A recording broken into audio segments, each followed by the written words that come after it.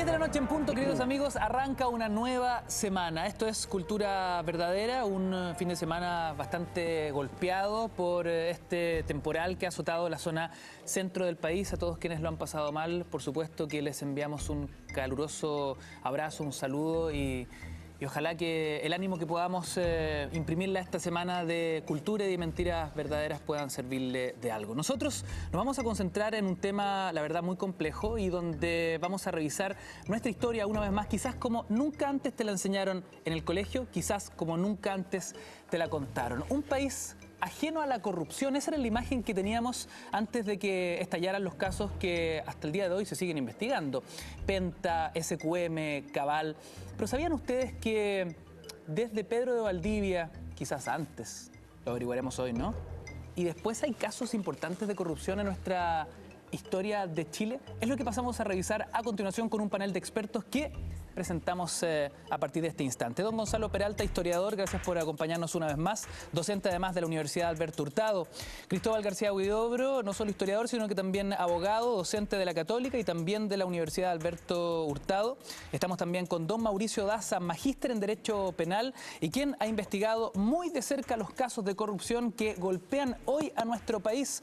Y también estamos con la periodista académica de la Universidad Diego Portales, Yasna Levin. Yasna, gracias por acompañarnos. Bueno, tenemos una nota introductoria que justamente revisa algunos episodios de nuestra historia.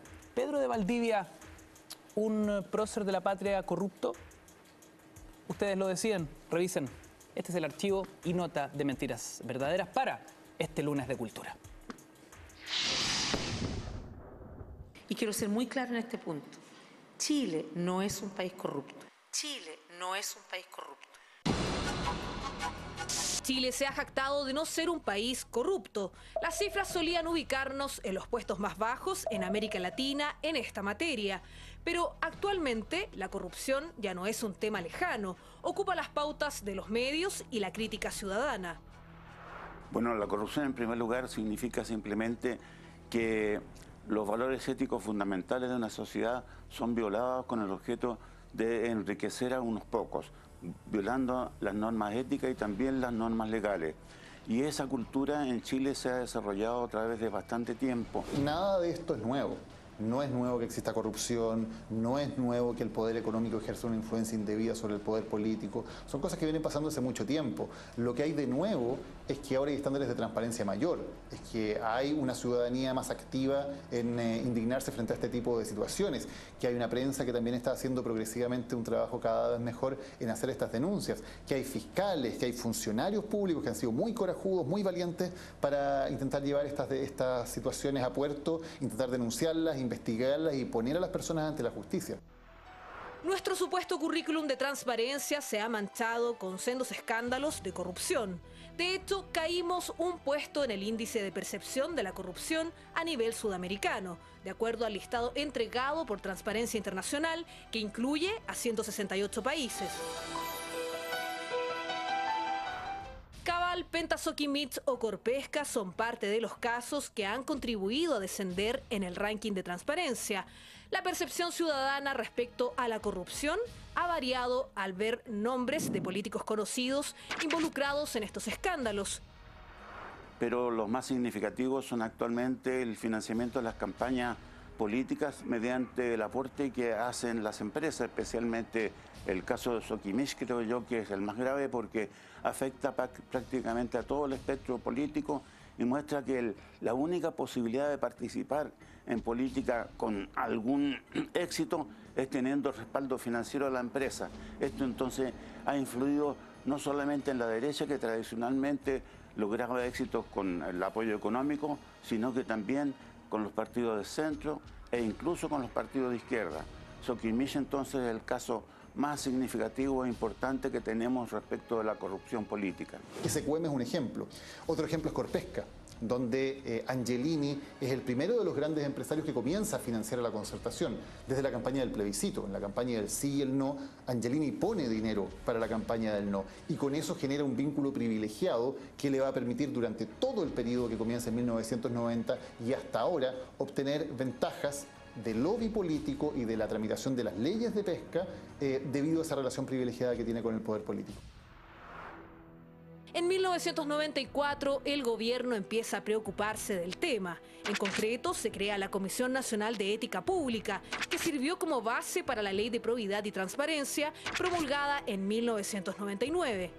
Otros escándalos icónicos que en Chile han unido en una misma frase política con corrupción han sido Mobgate, que involucró al ex ministro de Obras Públicas, Carlos Cruz, que pasó 61 días tras las rejas, o Publicam, en donde el senador Guido Girardi se vio en problemas al tener que aclarar la rendición de gastos electorales y se le acusó de presentar boletas falsas, caso del 2006 que terminó con el asesor electoral del senador procesado.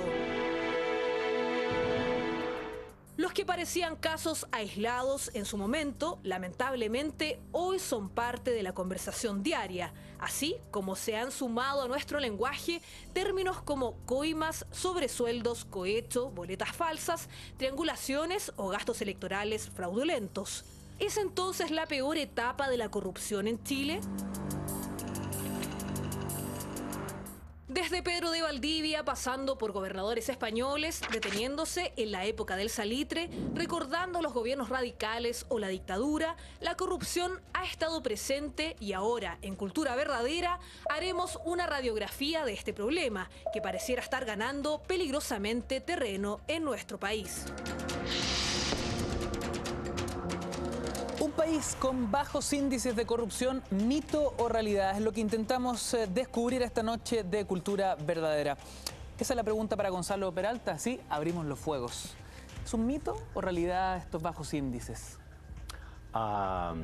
Bueno, si uno lo compara a nivel latinoamericano, que es quizás una cierta reiteración de criterios, se puede decir que Chile tiene bajos índices de corrupción. Además hay ciertas prácticas de corrupción cotidianas que aquí no son tan usuales. Un clásico es el coimeo a las policías, ¿no? Que hace que la corrupción no sea tan evidente en lo cotidiano. Pero sin duda que en ámbitos del poder económico y del poder político hay corrupción. Sí. Bueno, esto lo hemos escuchado muchas veces, ¿no? El alumno ejemplar en una región muy desordenada. Pero si vamos en esta política de los equilibrios o del empate, la verdad no sé si sea tan sano, ¿no? Yasna, la misma pregunta para ti. ¿Estos bajos índices de corrupción son un mito o una realidad en Chile? Yo creo que fueron realidad en algún minuto. Claramente aquí ha habido un deterioro, una degradación de la élite empresarial y política fundamentalmente, pero pienso que la percepción de corrupción tiene que ver o está más vinculada a la tolerancia frente a ciertas prácticas corruptas.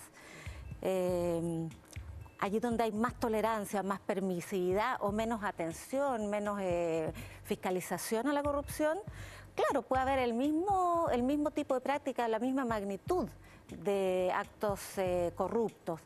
El tema es que en Chile comienza a haber una sociedad civil más fuerte, más vigilante, empiezan a haber medios de comunicación con nuevas tecnologías y eso, claro, destapa algunas cosas, pero también eleva los estándares. Hay ciertas cuestiones que hoy día consideramos corruptas y que hace 5, 10 años nos parecían completamente normales. Exacto. Bueno, es interesante, ¿no? Porque la irrupción de las redes sociales, una ciudadanía mucho más informada, empoderada y al tanto de lo que está sucediendo, eleva los estándares y además hoy día donde el Internet permite que hayan muchos tipos de medios de comunicación donde las opiniones también son diversas, ¿o no, abogado?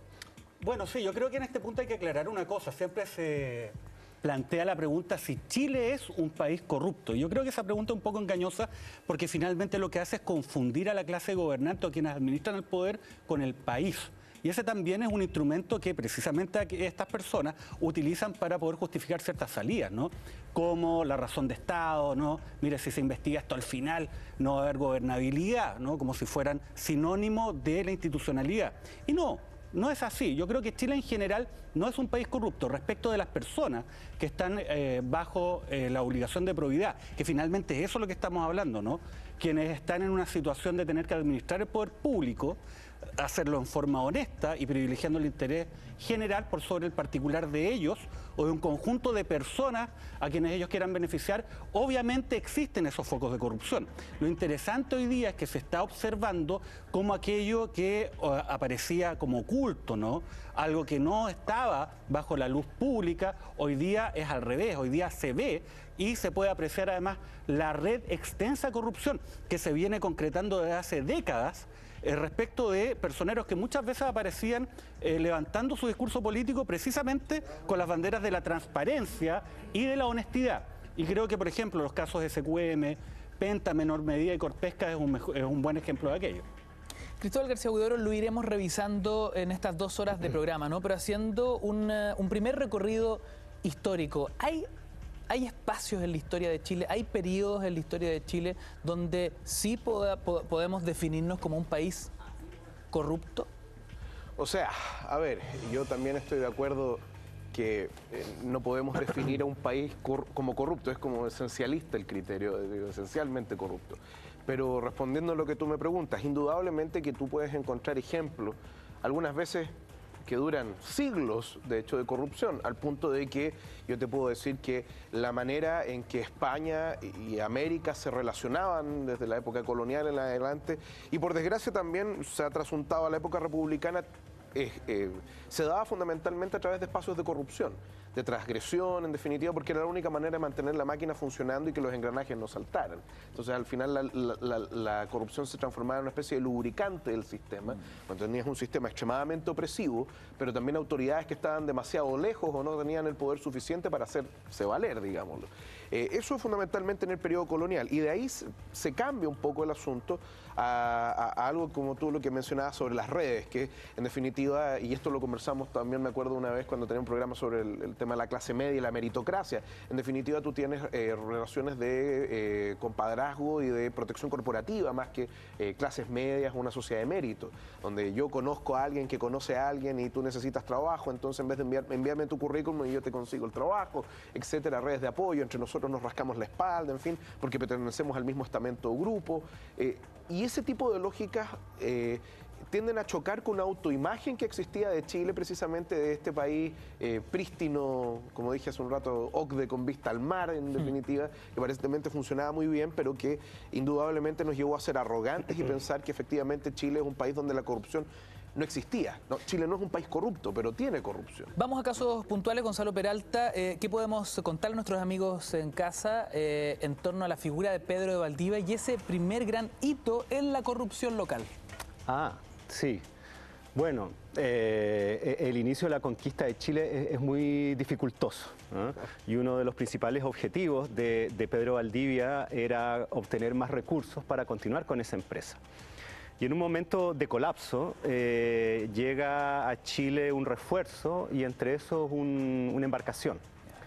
Entonces Valdivia se da cuenta que la única manera de conseguir estos recursos que necesita es el viajar personalmente al Perú a conseguirlo.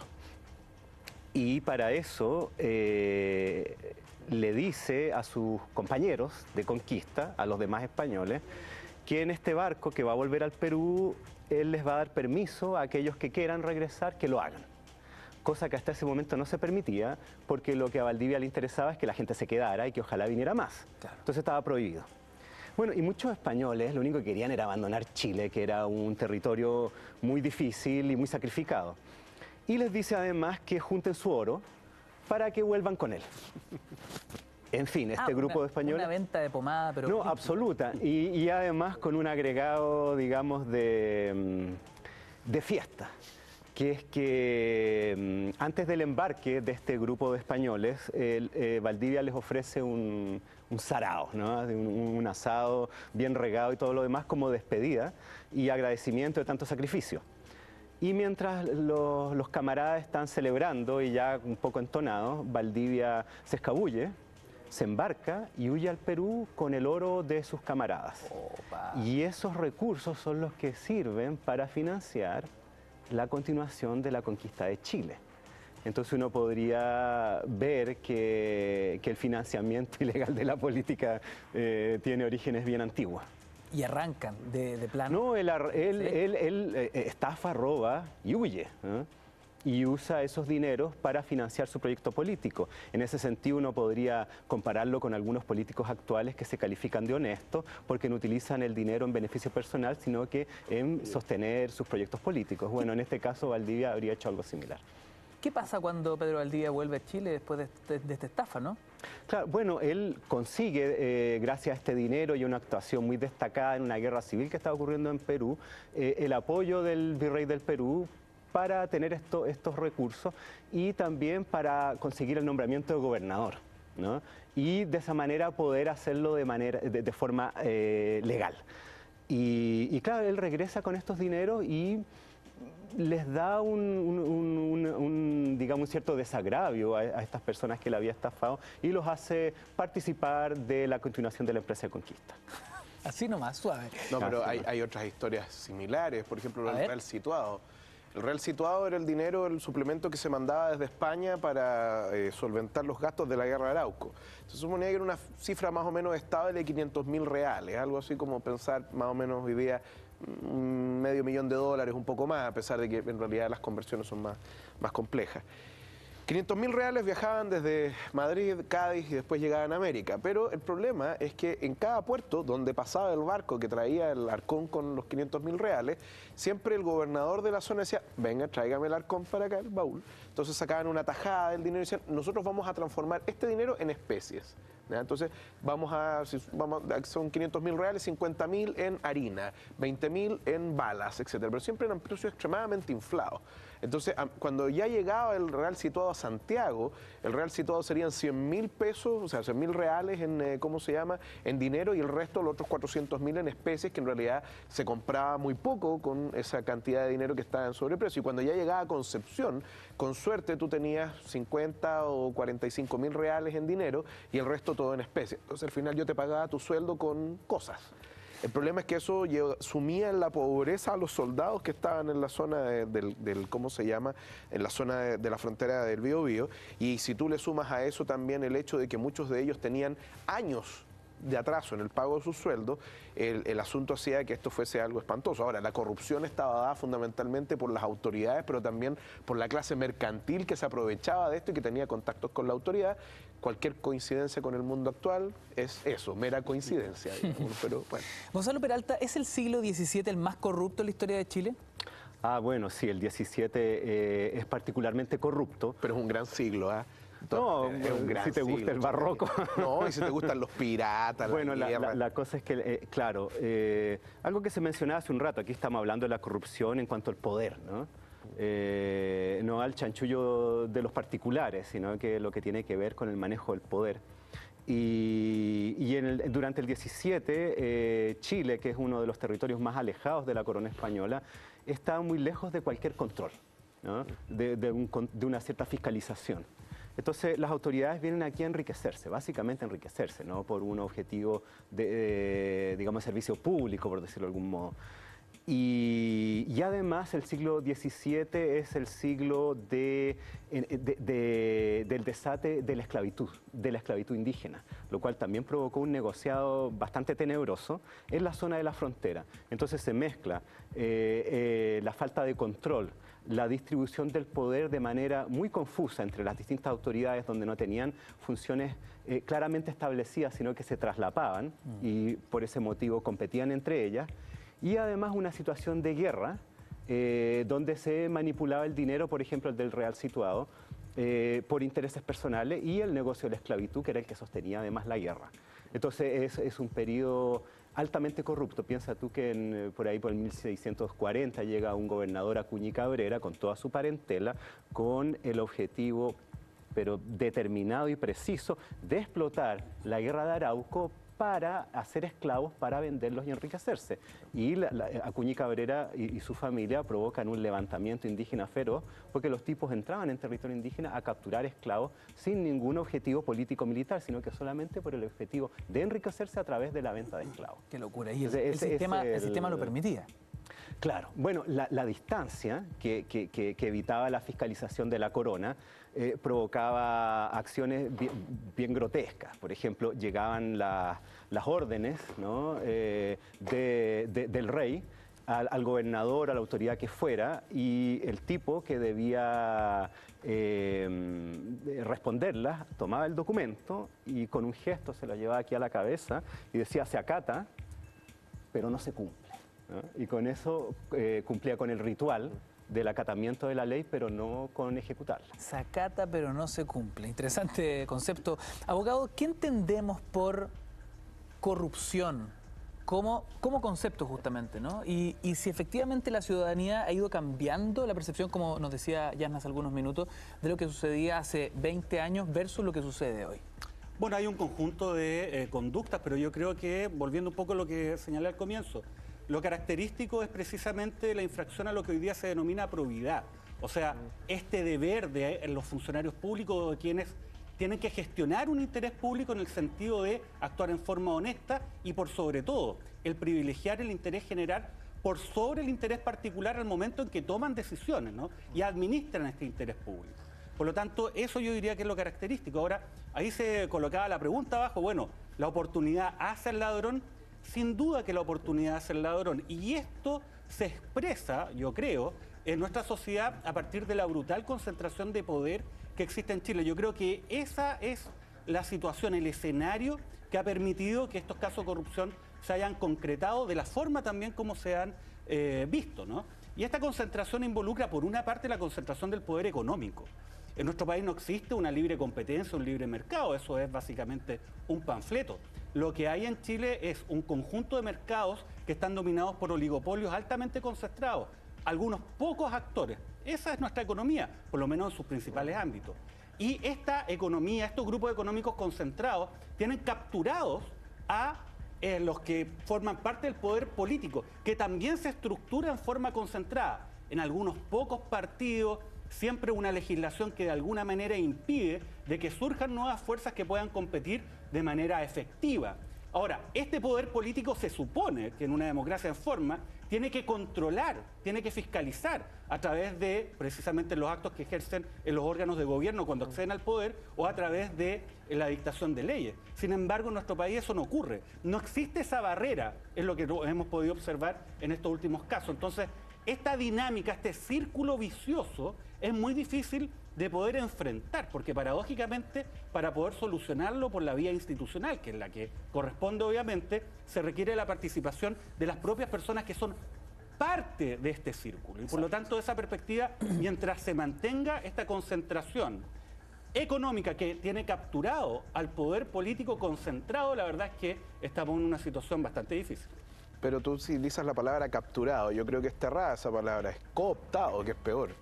Porque capturado significa que yo te tengo a punta de pistola obligado. Aquí hay un acto de colaboración, más que, y por lo tanto cooptación más que captura. Es que he ocupado la palabra cooptado y muchos televidentes no lo entienden. Dicen no existe y hay otra. Bueno, pero tienes razón, finalmente acá. Pero aclarémoslo, ¿qué significa la práctica cooptar? Es que, a ver, utilicemos un lenguaje más coloquial. Yo te meto al negocio. Tú siempre has sido un gran defensor de los derechos de los consumidores, pero Ignacio, ven para acá. ¿Cuánto quieres? ¿Cuánto necesitas para entrar a este negocio? Finalmente tú entras al círculo y después no te puedes salir, aunque incluso lo quieras. ¿Por qué? Porque o ya tienes el techo de cristal o en su defecto tú tienes mucho que perder si finalmente el sistema cambia o el modelo cambia. Y por lo tanto tú lo que haces es mantener el sistema. Eso es cooptar, autorreproducirse en definitiva. O sea, se compra a este en un sentido eufemístico, sí. Y forma parte del club. Claro, no implica que aquí hay un intercambio de dinero, así comprar en el sentido de una compraventa, pero sí hay una compra de interés, si tú quieres. Yo hago que un interés tuyo, un interés mío sea un interés tuyo. Ignacio, ¿Yasna? Yo quisiera hacer una precisión bien importante respecto a la pregunta que se hace el programa. ¿Es Chile un país corrupto? No estamos hablando de Chile, no estamos hablando de los ciudadanos, no estamos hablando de los estudiantes, no estamos hablando de la gente de a pie, estamos hablando de la élite. Estamos hablando del poder. Y estamos en particular de la élite económica, la élite empresarial y la élite política. Y en ese sentido, claro, las anécdotas históricas que se han mencionado sí son ilustrativas, pero no hablan de una idiosincrasia nacional.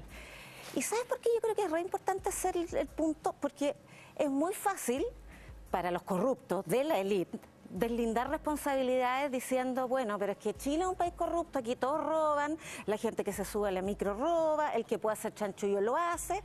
Es que no es lo mismo. No estamos hablando de delincuencia, no estamos hablando de honestidad en la vida privada, estamos hablando de corrupción. No estamos hablando de rasgos de nuestra idiosincrasia. Exacto. Y además es muy fácil ocultar la falta de probidad de la clase dirigente con estos supuestos rasgos de la ciudadanía chilena. Entonces, ojo con ese argumento porque es peligroso, porque sirve para finalmente ocultar el problema, o por lo menos escabullirse del mismo, zafarse. Decía un político a propósito al principio de estos casos de corrupción que la mejor manera de esconder un elefante en el Paseo Humada, ¿saben cuál es? Poniendo 10 elefantes en el Paseo Humada, claro, son todos corruptos, entonces nadie lo es. Entonces, ojo con eso, lo primero. Y lo segundo, yo estoy de acuerdo con Mauricio en el sentido que claro que hay una corrupción que se institucionalizó, finalmente son prácticas relativamente generalizadas en el mundo de la empresa, en el mundo de la política, pero no siempre fue así. Yasna, vamos a hacer un breve alto y a la vuelta nos enteramos de por qué no siempre fue así. Y también discutimos en torno a este poder concentrado en su revisión histórica. ¿Fue siempre así? Vamos a un corte y volvemos con más Cultura Verdadera. Estás en la red, no te vayas. Chile se ha golpeado por casos de corrupción en los últimos 2 años, pero lo que revisamos hoy en Cultura Verdadera es que casos de corrupción han existido siempre en nuestro país. Y nos preguntamos, ¿es Chile un país corrupto? Con un panel de expertos intentamos dilucidar esa pregunta. Hablábamos también hace algunos minutos y antes de la pausa, ¿no?, que este país siempre ha tenido una alta concentración de las riquezas, que el poder siempre ha sido dueño de casi todo. ¿Eso ha favorecido a la corrupción, Cristóbal? ¿Y cuál es el origen histórico de esa concentración del poder? Montesquieu, en El espíritu de las leyes, decía que el poder total corrompe. Entonces, indudablemente que la concentración del poder lo único que lleva es a la corrupción porque tú no tienes contrapeso, en definitiva. De ahí entonces que si tú concentras el poder, la tentación de la corrupción es muy grande. Ahora, dicho eso, ¿cuál será el origen? Venían varias explicaciones. Uno primero, la matriz económica de Chile es una matriz bastante humilde desde el punto de vista productivo y por lo tanto, indudablemente se tiende a pensar que si tú concentras en definitiva las faenas extractivas en cuanto a esfuerzo, digámoslo, eso te permite una mayor eficiencia. A la larga eso se transforma en todo caso en la lógica de concentrar y corromper. Por otro lado, también hay ciertas tendencias que se han dado desde nuestra época colonial y que más allá de lo anecdótico se presentan sociológica y antropológicamente como un modelo, digámoslo, no chileno, sino a nivel latinoamericano. Cuando tú tienes desde un principio un sistema en el cual el cumplir la ley significa dejar la vida por cumplir la ley, que son opresivas fundamentalmente en la época colonial, indudablemente tú te aprovechas de que el rey esté lejos, de que finalmente no tenga el poder suficiente ni el alcance para cumplir la ley o forzarte a cumplir la ley, y donde tú creas espacios de transgresión que, como todo, incluso es como los niños cuando van creciendo, te dicen, ya, voy a hacer una maldad hasta acá, y después la voy a llevar hasta acá, y tú vas aumentando el espacio hasta ver hasta dónde llega la tolerancia y quien te diga, no, pare. En este caso sucedió la manga ancha durante mucho tiempo en América, incluso en nuestro país. Como bien decía Gonzalo en algún momento, Chile es un país que está muy lejos y por lo tanto el concepto de Estado, un Estado fiscalizador, un Estado en definitiva que te obliga a cumplir la ley, no llega a Chile.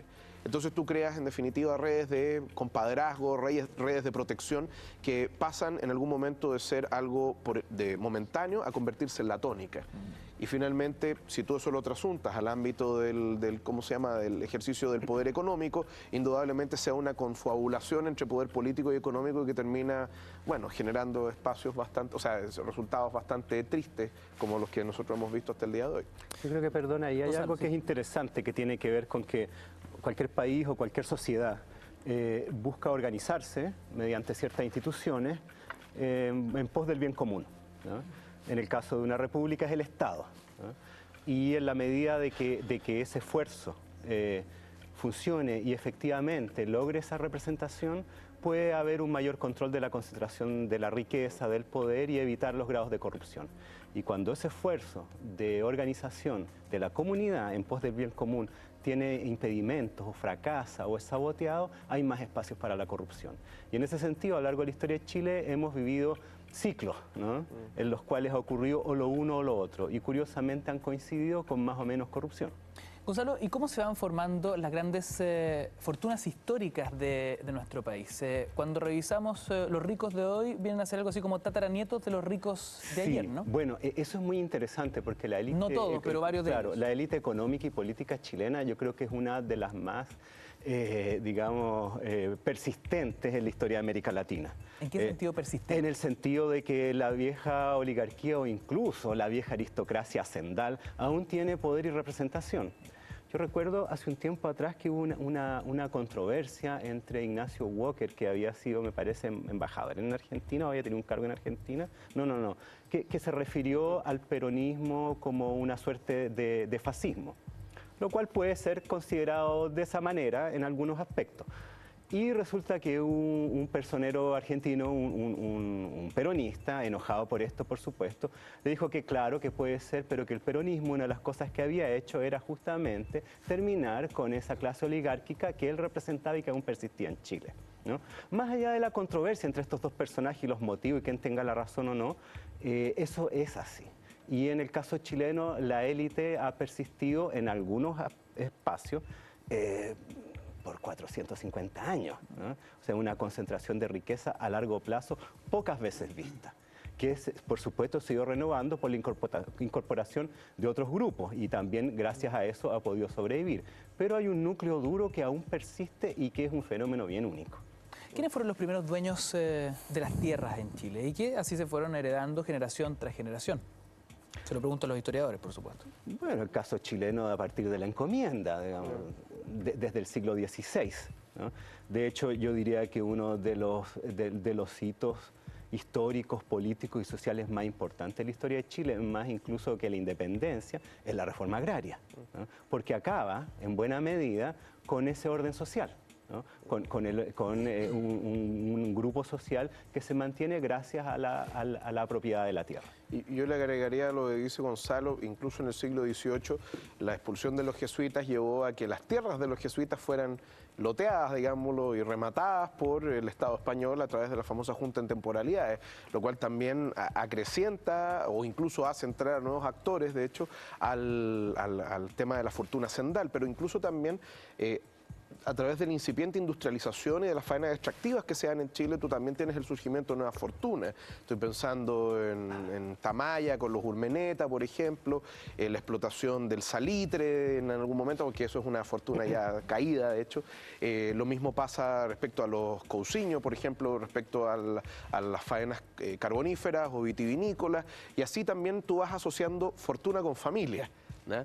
Así como una especie de dinastía que persiste en el tiempo. Yo no dudo que indudablemente ahí hay un trabajo honesto y honrado de parte de los empresarios, pero que desarrollaron esa faena, pero que a la larga también tú te das cuenta que algo que no se da tanto en los países europeos, por ejemplo, en países anglosajones, donde tú te das cuenta que la distribución de la riqueza, o por último el cambio de mano en mano de la riqueza, es algo común y aceptado dentro de las sociedades, mientras que en las sociedades latinoamericanas como que eso se tiende a ver mal, el nuevo dinero, el nuevo rico, etcétera, y prefieres tú el viejo dinero, la vieja tradición y la familia. Entonces también quizá eso tiende a cambiar un poco los paradigmas dentro de las sociedades latinoamericanas y que lleva precisamente a esta concentración de la que hablaba Gonzalo. Aguántenme un segundito porque esto es En Cultura Verdadera, cuando ya son las 10 de la noche con 41 minutos. El hashtag está abierto, Cultura Verdadera, @mentiras la red, para sus comentarios y preguntas. Yasna, continuamos contigo. Es que quiero volver a la protesta respecto al enfoque de la discusión, porque creo que, insisto, aquí ocurrieron cosas en la democracia chilena. Esto no es un continuo histórico en que desde Pedro Valdivia hasta nuestros días hubo una élite política y económica corrupta, porque no es así. En Chile hubo un desarrollo democrático, hubo un desarrollo de una política de alta calidad, y hubo también un desarrollo económico sobre la base de emprendimientos esforzados y probos. Aquí ocurrieron cosas. Entonces, ignorar eso y pensar que esto es un continuo histórico, que siempre fue igual, es también evadir la responsabilidad respecto de hechos específicos. ¿Qué cosas ocurren, Yasna, para entender tu punto? Para empezar, los empresarios eran personas emprendedoras acostumbradas a competir en un mercado verdaderamente competitivo. ¿Y qué le pasó a los empresariados chilenos? Le ocurrió que se incorporó primero un grupo de empresarios que hicieron fácil riqueza con las privatizaciones, que son claramente un saqueo que además respecto al cual se instauró una impunidad, porque uno de los acuerdos de la transición fue no investigar esas privatizaciones, y se hicieron ricos con ganancia muy fácil y además con un comportamiento, yo diría que bastante new rich. Entonces la clase empresarial chilena recibe esa camada y enseguida, producto de una desregulación completa que se empieza a establecer también en los años 80, con un tipo de modelo económico específico que antes no existía, es que se produce también un acostumbramiento de parte del empresario a ganar a través de la renta y no del emprendimiento. Los empresarios chilenos, en su mayoría, la gran empresa, no es un grupo, no es un sector de emprendedores que se levantan temprano para ir a la fábrica a martillar. No, son inversionistas que viven de sus rentas, en su mayoría. No emprenden. Y además tampoco compiten, porque yo creo que Adam Smith viera lo que pasa en Chile o lo que ocurrió con la desregulación completa del mercado y se revuelca en la tumba.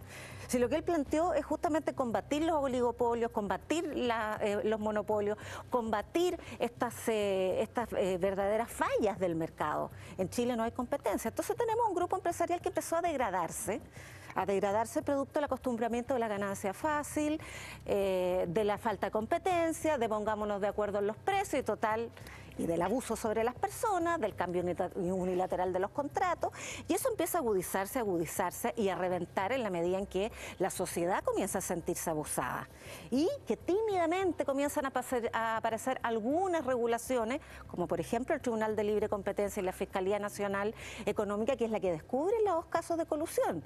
Antes había los mismos, y no me cabe duda que muchos más, pero antes hablemos de tiempos relativamente recientes, solo que no los conocíamos.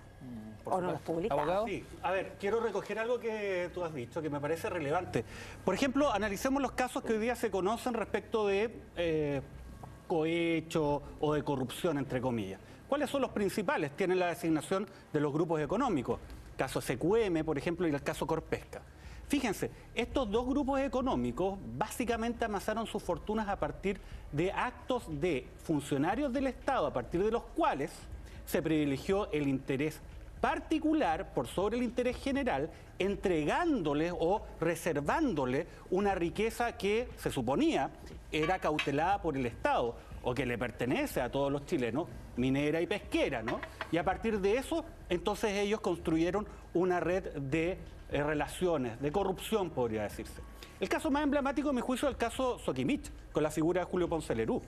Julio Ponce Lerú tiene dos elementos que son bastante relevantes, y SQM, cómo nace su fortuna y cómo ella se proyecta hasta convertirse hoy día en una de las mayores fortunas a nivel mundial y ser SQM la minera no metálica más grande del mundo. Obviamente, la forma como él adquiere SQM es a partir de un procedimiento de privatizaciones que se concretó mientras él era el yerno del dictador de aquella época, ¿no? De Augusto Pinochet.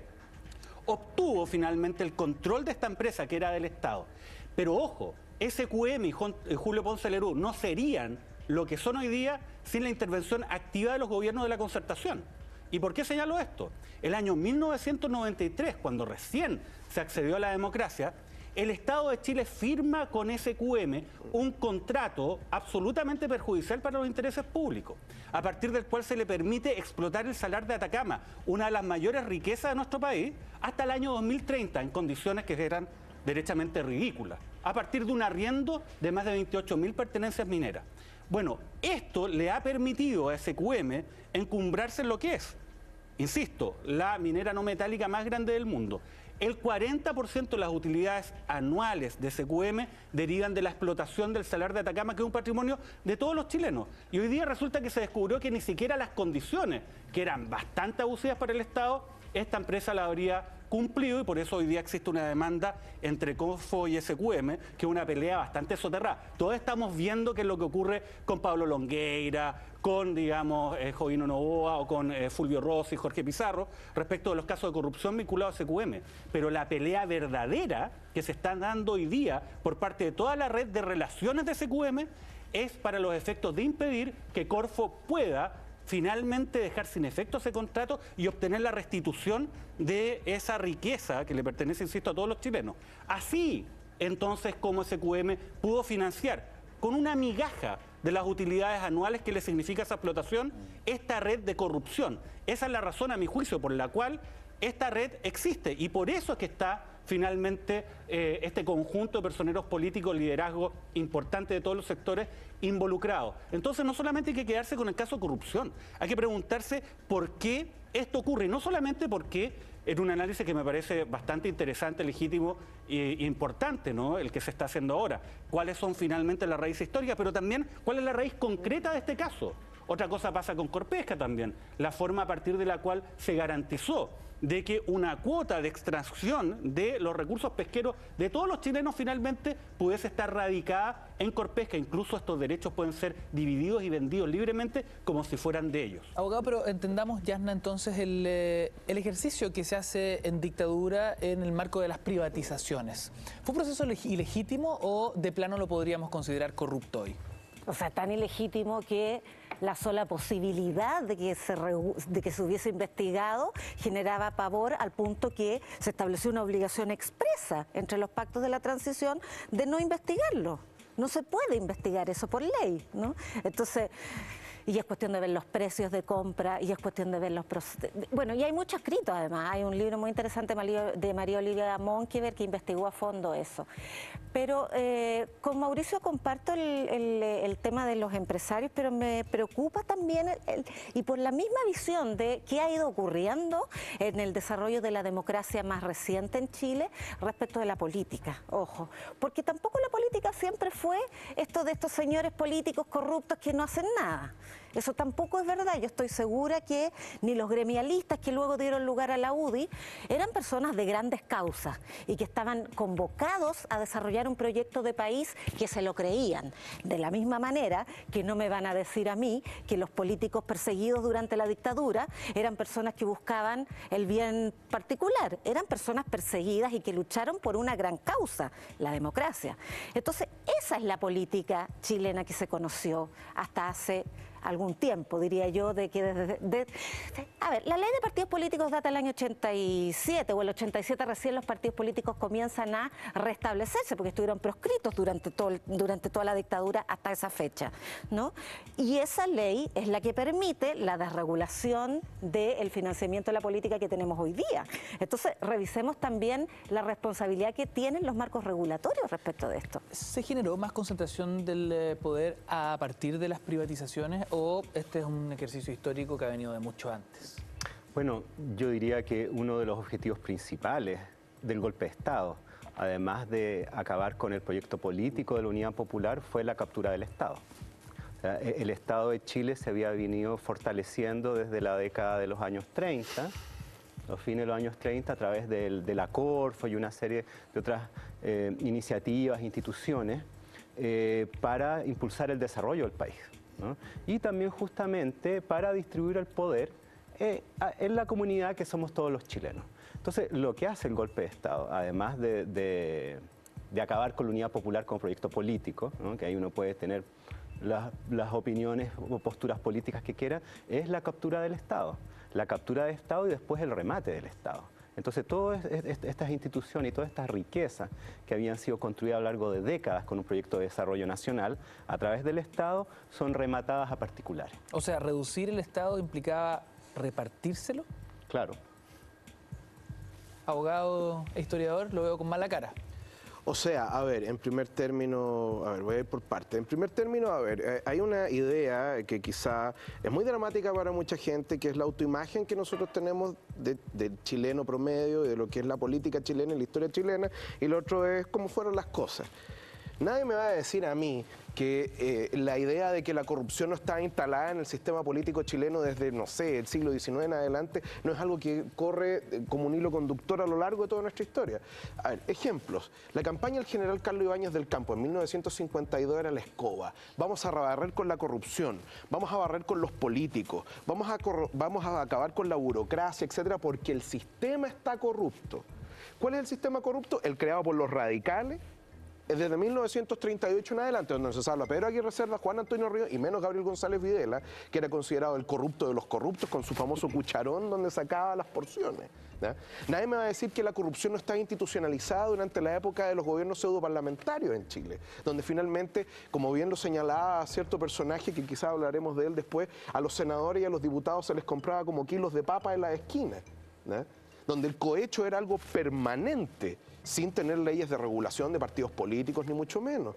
Nadie me va a decir que la elección de Arturo Alessandri Palma en 1920 no fue un fraude. Nadie me va a decir a mí que tampoco la promulgación de la Constitución de 1925 no fue en base a un fraude, donde no había voto secreto por lo demás, ¿no? Donde los votos tenían colores y donde uno sabía perfectamente quién votaba por cada cosa. No es de extrañar que la Constitución tuviera un 92% de aprobación. Entonces, la corrupción, ¿ya?, es algo que está instalado históricamente, ¿ya?, no solamente en Chile, sino en los países latinoamericanos, porque nosotros somos seres humanos inclinados a la tentación a la corrupción. Si nosotros vamos a analizar, en definitiva, casos concretos como los que se han dado en los últimos 30 años, indudablemente que nosotros vamos a encontrar mucha corrupción, pero no es distinta a la que ha habido antes. Yo parto con el famoso caso del desmalezamiento de la refinería de petróleo de Concón, cuando yo tenía 8 o 9 años, donde dibujaban en la revista Topace, el gobierno del presidente Patricio Aylwin, donde dibujaban un peluquero cortando el pasto de la refinería de petróleo de Concón, que costó $300 millones de 1991. ¿Ya? Entonces, el punto es el siguiente: si nosotros vamos a pensar de que en definitiva no ha habido corrupción en Chile o que había una mejor política antes, yo creo que las fuentes dicen lo contrario, ¿ya? Hay buenos estudios que se han hecho sobre el tema. Estoy pensando, por ejemplo, en lo que ha escrito sobre populismo Joaquín Fernández, sobre el ibañismo, etcétera, con cifras que además también, si nosotros analizamos la historia económica de Chile desde 1600 y tanto hasta ahora siempre ha tendido hacia la concentración, por diversos motivos. Entonces, el pensar de que los últimos 30, 40 años son los peores de todos es alimentar, por un lado, el tribunal popular, que es Twitter y Facebook, donde finalmente cualquier persona puede operar como jurado, juez y ejecutor, digámoslo, como verdugo, sin mayor prueba, digámoslo, sobre determinados casos, donde alguien dice agua va y para allá van todos. Pero al mismo tiempo, y en este caso yo estoy de acuerdo con Mauricio, ha servido, por ejemplo, también, a pesar de que no me gusta la palabra, de empoderado, darle poder a la ciudadanía para que también pueda fiscalizar. Por ejemplo, hoy día nosotros a nuestras instituciones no les podemos pedir cuentas en el sentido estricto. Hay algunas herramientas, digamos, más allá de las legales, pero hay otras administrativas. Pero yo no puedo, pedirle a un funcionario corrupto que en definitiva sea destituido. Yo podría probar que la Presidenta de la República puede ser corrupta, pero no la puedo destituir. Para eso necesito los votos en el Congreso. Pero si hay un referéndum revocatorio o incluso algún tipo de aparataje como lo que está pasando hoy día en Brasil, ¿ya?, más allá de las discusiones, donde tenemos claramente un presidente corrupto que además está siendo en estos momentos jugado por un Congreso aún más corrupto, ¿ya?, el problema es que después van a salir las voces diciendo esto es un golpe de Estado, esto es un golpe blanco, esto es un golpe blando, ¿ya? Porque siempre habrán algunas personas que tengan interés, cooptados, como lo señalaba Mauricio, como comentaba yo, que tendrán un interés en que las cosas se mantengan y tratarán de defender sus intereses a toda costa. Ahora, pero hay un tema... Sí, no, es verdad. Abogado, quería preguntarle justamente a usted, porque si coincidimos que la alta concentración de la riqueza sí ha sido un hecho histórico en este país, ¿qué oportunidades tiene la gente de surgir, de emprender? ¿El concepto de la meritocracia termina siendo un mito o una realidad? Bueno, es un mito obviamente. Ahora, a ver, yo creo que es muy importante que tengamos un diagnóstico, ¿no? Y ese diagnóstico yo estoy de acuerdo. O sea, uno no puede decir que los últimos 30 años de nuestro país son los más corruptos de la historia, no. Pero son los años de corrupción que finalmente han derivado en una situación actual respecto de la cual nosotros tenemos una responsabilidad como ciudadanos. Nosotros estamos viviendo en el Chile de hoy. Obviamente, para entender el Chile de hoy, hay que entender el Chile del pasado, y eso es evidente. Pero en ese contexto, yo creo que, por ejemplo, todos estos fenómenos de concentración del poder, ¿no?, y esta captura, ¿no?, este tema de que se ha cooptado a el poder político concentrado por parte del poder económico concentrado, es una oportunidad de la ciudadanía para los efectos de exigir de que hayan cambios. Y estos cambios, lamentablemente, en una institucionalidad como la chilena, no ocurren naturalmente. Cuando acá se dice las instituciones funcionan, no puede ser de que se refiera a que una persona a las 8:30 de la mañana levanta una cortina y pone atención de público. No, pues las instituciones funcionan para cumplir su objetivo. Y en este caso, nos encontramos frente a un escenario que pone a prueba cuál es la situación de nuestras instituciones, estas pruebas de resistencia de materiales. Y ahí está, por ejemplo, el Ministerio Público, una institución que nació hace 15 años, una institución relativamente joven. Bueno, ahí está a prueba. ¿Va a ser capaz realmente de poder responder respecto a este desafío? La verdad que a mi juicio está al debe. Hay voces que son contrarias, contradictorias al interior de la misma institución, algunos que quieren seguir esta investigación con prescindencia del carácter de poder político y económico de las personas involucradas, y otros que dicen, mire, ¿sabe qué? No, acotemos la investigación, limitemos los tiempos de la indagación, porque acá hay que pensar en la República. Es una actitud bastante poco republicana el tratar de amparar a una tropa de delincuentes en vez de llevarlos a un juicio eventualmente que sean considerados culpables. O peor aún, Mauricio, poner leyes que te impiden comentar o tratar el tema de los fallos, o sea, perdón, de las investigaciones. Exacto.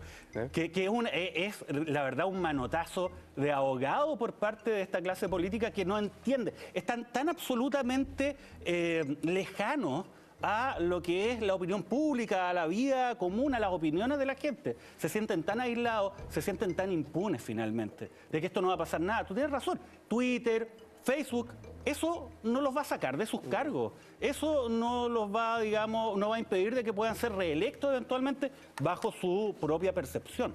Por lo tanto, acá nosotros tenemos que, como ciudadanía, forzar a que estas instituciones funcionen para dar un giro en lo que ha sido una historia de corrupción que obviamente tiene una historia más que 30 años desde la fecha. Bueno, justamente seguimos revisando la historia de Chile en torno a este tema. Gonzalo Peralta, yo me pregunto qué pasó en el siglo XVIII, en el clero, por ejemplo. La corrupción en el clero. Mega tema.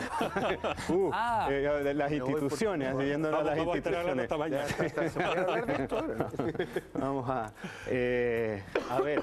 Bueno, hay algo interesante en relación a la Iglesia Católica y sobre todo a las órdenes religiosas, ¿no? Antes, a partir del siglo XVII, resulta que las órdenes religiosas se constituyen por una serie de motivos en lo que vendría a ser el embrión del sistema financiero chileno. ¿Cómo así? Ellos invertían en propiedades, sacaban beneficios de esas propiedades y efectuaban préstamos. Eran espacios de crédito. O sea, ¿la iglesia en Chile fue algo así como la semilla de los bancos? Algo así, algo así. ¿O fue el primer banco? Las distintas órdenes religiosas, ¿no? Qué sé yo, los franciscanos, los dominicos, los mercedarios, etcétera, y particularmente las órdenes de religiosas, las monjas, por ejemplo, las monjas claras. Acumularon mucho dinero, mucho poder y muchas propiedades, y ellas hacían los préstamos, ¿no? Entonces controlaban la economía desde el punto de vista del sistema financiero en el Chile colonial. Llegan a tal nivel que, por ejemplo, la otra vez hablábamos del terremoto de mayo, ¿no? Que se pensó en trasladar la ciudad de su ubicación por las malas condiciones en que había quedado, y son las órdenes religiosas las que logran que la ciudad se mantenga en su mismo asentamiento, porque si las trasladaban perdían la inversión en propiedades. Estamos hablando de la ciudad de Santiago. Exacto, exacto. Entonces, en ese sentido, claro, hay un espacio de corrupción bien importante en relación al manejo de esos dineros. O sea, no solo estamos aprendiendo a esta hora de la noche que el primer banco fueron las órdenes religiosas coloniales en Chile, sino que además se abrieron flancos de franca corrupción. Sí, había competencias, por ejemplo, entre las distintas órdenes religiosas, por quién se ubicaba en los lugares más importantes de Santiago para tener un vecindario de mayores recursos y así tener mayores ingresos y ser propietarios de sitios que también dieran mayor dinero. O sea, se movía la plusvalía de las propiedades. Algo así. Y también cobraban intereses por esos préstamos. Sí, claro, ¿no? sí, claro. O si no, no es negocios. Y de hecho variaba. Como un banco, es que para tener clara la película. Y de hecho variaba porque también no todos tenían la misma tasa de interés. Aquí tampoco tenías tú una tasa de crédito, una tasa de interés referencial ni nada. Entonces competían en quién te ofrecía la mejor tasa de interés, a la mejor cantidad de plazo, lo mismo que hoy día hacen los bancos, las financieras, etcétera. Entonces, y eso indudablemente se prestaba también para ciertos espacios, digámoslo, de malos manejos. ¿Cuáles eran esos malos manejos en la práctica? ¿Qué casos concretos de corrupción vimos en el clero en el siglo XVIII? Esto es más antiguo, el siglo XVII hubo un caso muy escandaloso que es cuando llegan los agustinos a Chile. Claro. Bueno, tenían que asentarse en algún lugar de la ciudad de Santiago, que era pequeña, que fuera conveniente a estos objetivos, ¿no? O sea, que el terreno valiera. Y cuando se instalan los agustinos, los franciscanos, que son tan beatíficos, ¿no?, tan ecológicos, inundan el convento agustino y después lo atacan y lo intentan incendiar, los monjes, para sacar a los agustinos de competencia, digamos. O sea, ya ejercicios de mafia, digamos. Atacan disfrazados de indígenas para que no se les reconozca como frailes. La primera OPA hostil. Mira, en la historia. eran monjes terroristas. La primera OPA hostil en la historia de Chile. Unos franciscanos comandos, ¿no? Franciscanos terroristas. Claro. Muy serios, disfrazados de indígenas. Claro. Entonces, mira, más allá de lo grotesco, tú ves cómo las instituciones, sin un control y con acumulación de dinero, pueden llegar a esta clase de prácticas. ¿Cuáles eran las órdenes más poderosas, ¿no? Las que tenían más dinero, las que prestaban más dinero. Bueno, la que se hizo más banca. poderosa fue la Compañía de Jesús, los jesuitas. Y por eso fue también que los expulsaron, porque era mucho el dinero, las propiedades y la influencia política. Habían alcanzado demasiado poder. Claro, y ahí es interesante porque uno podría hacer un cierto paralelo con la expulsión de la orden y el remate de sus bienes a lo que ocurrió acá con el desmantelamiento del Estado y las privatizaciones, en cuanto a que se venden todos estos bienes a precio de huevo a ciertos sujetos que tenían los contactos políticos que le permitían acceder a esos negocios privilegiados. ¿Quiénes se quedaron con esas propiedades, esos dineros? Lo averiguamos a la vuelta. Hacemos un corte, seguimos en Cultura Verdadera, no te vayas. ¿Es Chile un país corrupto? Es la pregunta que hoy discutimos en Cultura Verdadera. Ya son las 11 de la noche con 11 minutos. Hashtag abierto Cultura Verdadera, @mentiras la red, para sus comentarios y preguntas. Estábamos conversando sobre todo del siglo 17, 18, sí, por ahí. en torno a los, comillas, primeros bancos, ¿no? Que fueron las y los religiosos que empezaron a ejercer producto de las propiedades y el dinero circulante, los préstamos con intereses, las ventas, compra-ventas de propiedades según sus intereses, sus plusvalías, y donde estábamos visualizando hechos concretos de corrupción por parte del clero. ¿Quién se quedó con el dinero de los jesuitas, por ejemplo, al momento de su expulsión? Ya hablábamos, ¿no? El nivel importante de poder que los jesuitas lograron alcanzar hasta que finalmente son cascados. Claro, ahí hay un proceso que es bien interesante porque el Estado borbónico, ¿no?, es el que efectúa esta expulsión y vende a sus allegados, en el caso de Chile, estos bienes, estas propiedades, a precio de huevo, ¿no? Entonces se crea un grupo económico nuevo o se refuerza un anterior gracias a esos dineros rematados. O sea, la repartija de los dineros de los jesuitas, podemos hacer un símil histórico con la repartija de las empresas del Estado en la década de los 80. Sí, en el sentido de cómo opera, ¿no? De cómo opera. Hay un símil. Sí. O sea, son bienes rematados a precio de huevo, allegados políticos que consiguen acceso a ese tan buen negocio para crear riquezas que antes no existían. No eran bienes del Estado. No, pues no eran bienes del Estado en este caso. Es que los jesuitas eran considerados como una especie de Estado paralelo hasta cierto punto. Un fáctico. Exacto, como un poder fáctico. De hecho, el Estado borbónico los expulsa justamente por eso, porque era una amenaza al predominio de la corona en el imperio español. Perfecto. Ignacio quiere un nombre, démosle un nombre. El presidente de la Junta de Temporalidad, que era el encargado de rematar los bienes, era Mateo de Toro y Zambrano. Exacto. Que era uno de los principales ¿cómo se llama?, compradores de bienes rematados de los jesuitas. Presidente de la primera Junta de Gobierno. Nacional de Gobierno también. Dicho sea de paso.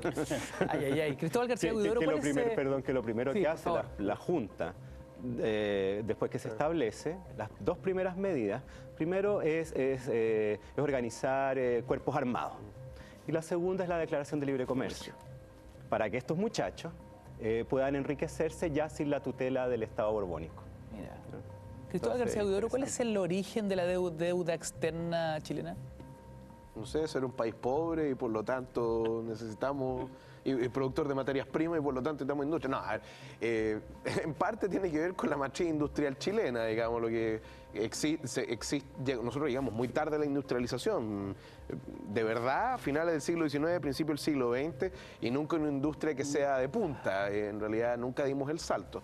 Ahora, yo creo que tú me estás preguntando por lo del empréstito de Irizarry, que ya, lo que pasa es que en 1818 Bernardo Higgins le gestiona un empréstito de 1 millón de libras esterlinas, equivalente más o menos a $1.000 millones de hoy día traído a valor comprador. Y la cuestión es que ese empréstito lo tenía que gestionar un guatemalteco que había trabajado en Chile, fue primer director supremo, de hecho en 1814, que era Antonio José Irizarry.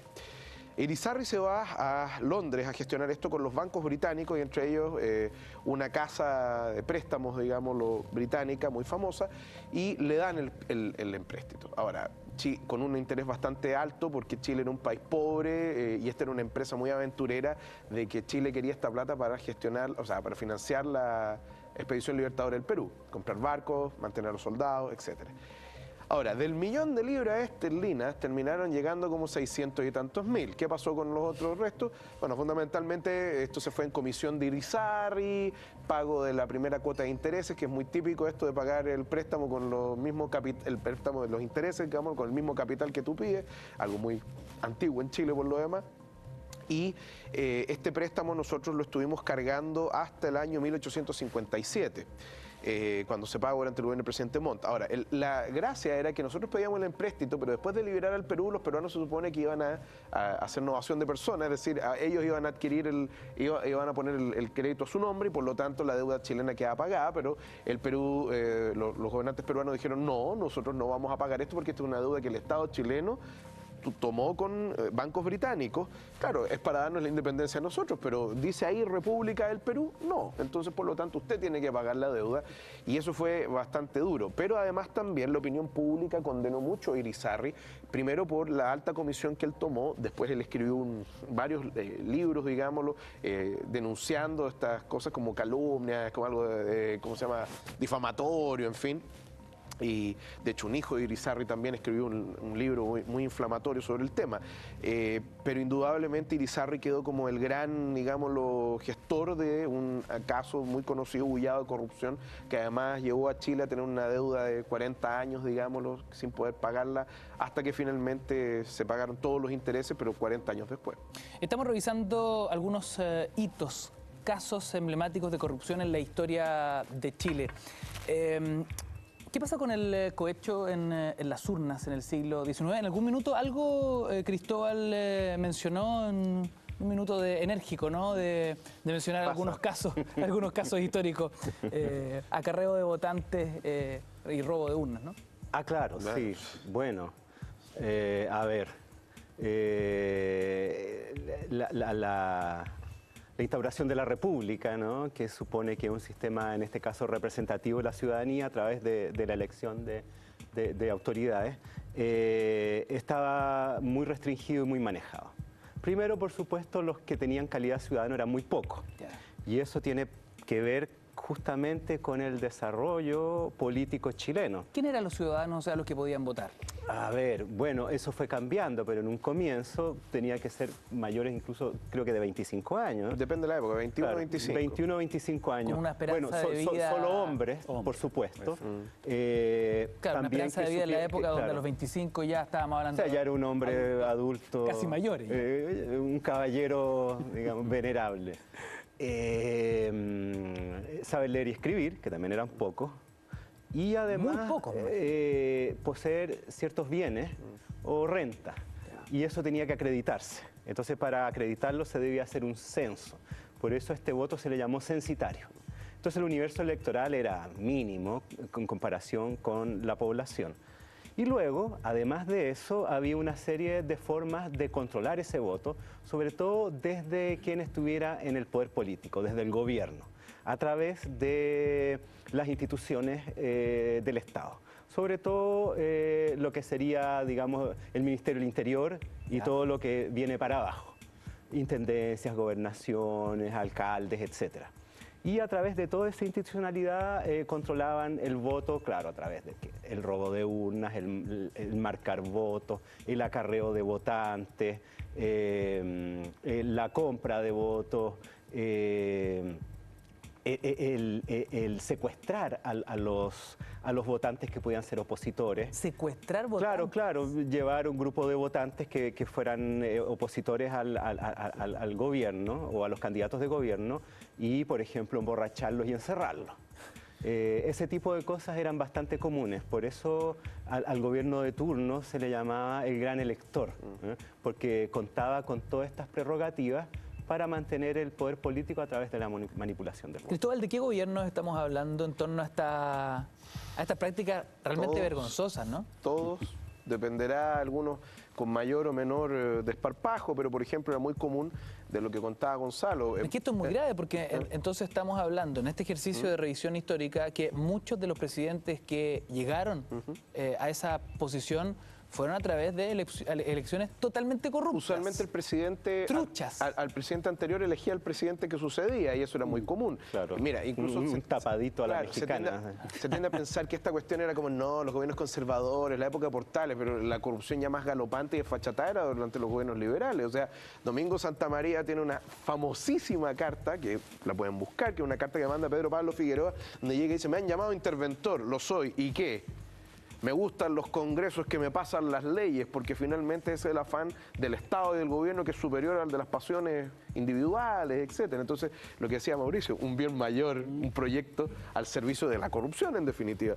Y de hecho, era muy común, sí. Y esto además se agudiza hasta cierto punto hacia finales del siglo XIX, principios del XX, con el tema de esa connivencia entre el poder político y el dinero del salitre, donde finalmente eran los consorcios salitreros los que decidían quién era presidente y quién no, si no pregúntale a Balmaceda. Esto era transversal ideológicamente, claro, para ambos lados.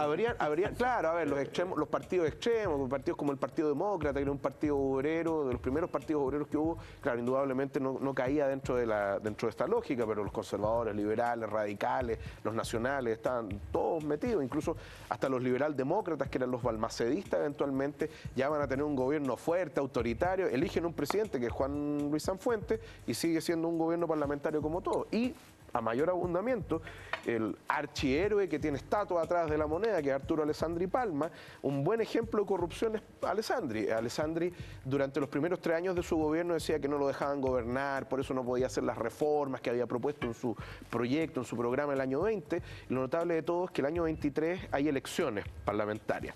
Ese es el típico ejemplo de los robos de urnas, de cohecho, etcétera, donde hay casos donde llegaban guasos, digamos, laceando las urnas y se las llevaban de cómo se llaman las mesas de votación. Y cuando Alessandri consigue un congreso hecho a su medida, el año 24, aún así sigue diciendo que no puede hacer las reformas que se esperaban y todo lo demás, y misteriosamente después termina ocurriendo un golpe de Estado, ¿ya? Que lo convierte a Alessandri a la larga en amo y señor de Chile a partir del 25. Entonces, este es un asunto que yo creo no reconoce colores políticos y quizá podríamos entrar a hablar de lo que estábamos conversando fuera de cámara, de que finalmente el financiamiento de la política en determinadas épocas también trasciende a lo político y se vuelve más un tema de intereses personales o económicos. Bueno, es que yo creo que los intereses personales están siempre presentes. Sí, o sea, la codicia, ¿no?, es una pasión humana. Entonces, en ese sentido, yo creo que a partir de eso no es correcto generalizar en que todo siempre fue igual, ¿no? ¿No? De hecho, yo diría que justamente la creación de instituciones, ¿no?, a partir del Estado, lo que busca es cautelar el bien público para intentar impedir, ¿cierto?, el desate de esas pasiones y de esas codicias. Entonces eso, a lo largo de nuestra historia, ha tenido distintos vaivenes. Pero Gonzalo... Si uno lee, por ejemplo, la institucionalidad, si uno leyera a nuestro país solamente a partir de las leyes, uno dice, bueno, oye, esta es una república en forma fantástica, su institucionalidad funciona maravillosamente. El problema es que las instituciones no son meras abstracciones en la práctica. En la práctica hay una persona de carne y hueso quien tiene que ejercer las atribuciones que se señalan para esa institución. Y ahí está el problema, y por eso es que no hay una democracia en forma en nuestro país ni un Estado de Derecho pleno. Básicamente porque esas instituciones no cumplen, y eso se puede observar con los casos de corrupción y con lo que se ha visto, que es la punta del iceberg, ¿no? SQM, Penta, Corpesca, que muchas de estas instituciones se ven limitadas, incapaces, o más bien, quizás no existe una voluntad férrea de hacerlas funcionar en términos tales de que se pueda descubrir estas redes y sancionarlas. Uno tiene que ir a empujones. La verdad que nosotros somos querellantes en estas causas y yo me siento por lo menos jugando al gato y al ratón. O sea, de repente, en un determinado momento se les ocurre una vía para poder tapar esto de una buena vez. De repente se pone un foco importante y ahí está el rol de la prensa, de la comunidad, ¿no? Que dice, oye, ¿sabes qué? Esto es impresentable. Dicen, ya, es impresentable. Busquemos otra forma. Y así sucesivamente. Ahora, claro, en el proceso esto se va desgranando y la opinión pública va conociendo vez tras vez nuevos casos de corrupción. Pero insisto, yo creo que acá falta la actitud del Ministerio Público, la actitud del Servicio de Impuestos Internos, por favor. O sea, desde esa perspectiva obviamente nos queda mucho para que esta promesa de que vivimos una república en forma, en un Estado de Derecho pleno, sea una realidad patente. Yo quiero saber, ¿en dictadura se llevaron a cabo los procedimientos más corruptos en la historia de Chile? Yasna, la pregunta es para ti. Vamos a revisar un tape que nos ilustra sobre eso y más. Y a la vuelta respondemos. Estás en Cultura Verdadera.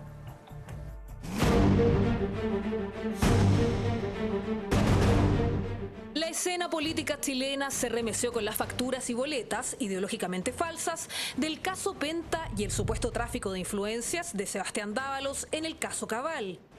Pero la corrupción en Chile no se limita a estos casos. La corrupción no ha tocado solo al Poder Legislativo y al Ejecutivo. La corrupción es como una sustancia que cuando empieza a invadir los altos niveles, naturalmente va bajando y va cubriendo toda la sociedad. Es una cuestión de carácter físico que va hacia los niveles inferiores y la sociedad se va corrompiendo en su conjunto.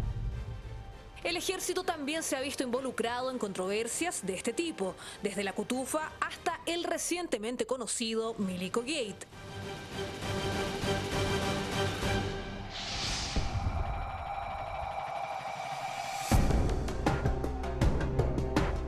En la primera mitad de los 80, el capitán de ejército Gastón Ramos creó una financiera ilegal que captaba fondos de otros militares para supuestamente invertirlos en negocios de alta rentabilidad. Los casos de corrupción que ocurrieron utilizando las Fuerzas Armadas en dictadura son enormes, digamos, y ya en democracia, donde se produce también un enriquecimiento por medio de maniobras irregulares. Yo creo que eso no debe sorprender.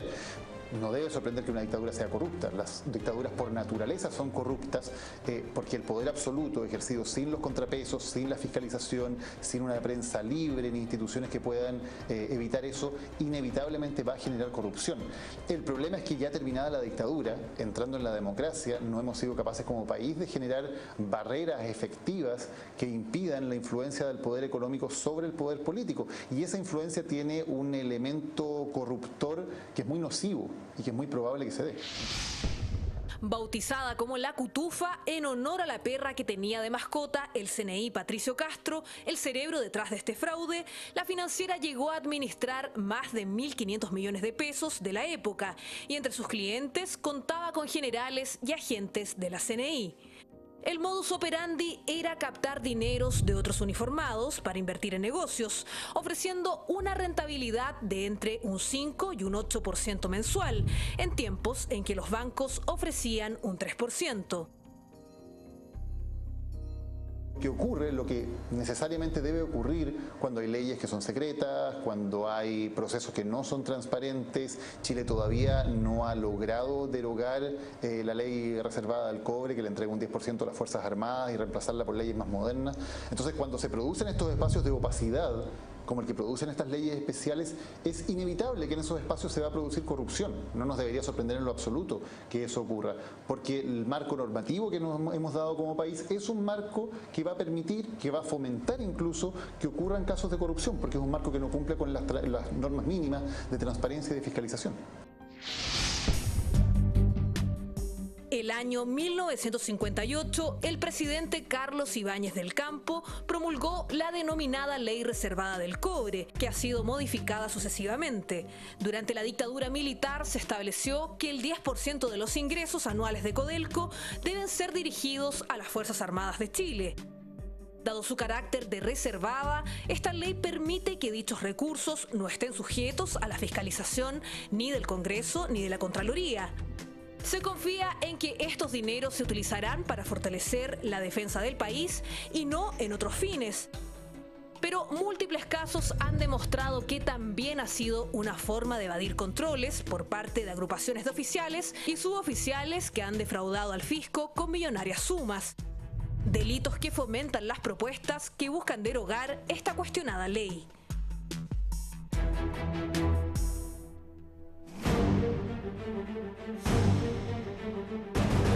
Una prueba de que la corrupción va más allá de la casta política empresarial y alcanza incluso a las instituciones que debieran tener un comportamiento intachable.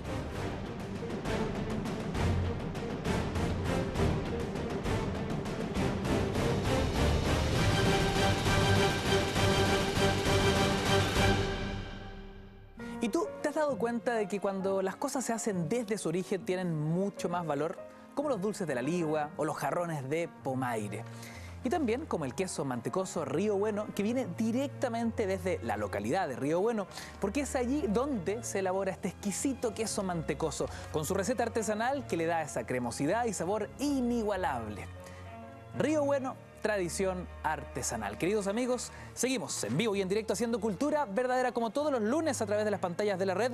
Hashtag abierto, Cultura Verdadera, @mentiras_la_red para tus comentarios y preguntas. Episodios de corrupción en años de dictadura, lo decía Daniel Matamala, todas las corrupciones son...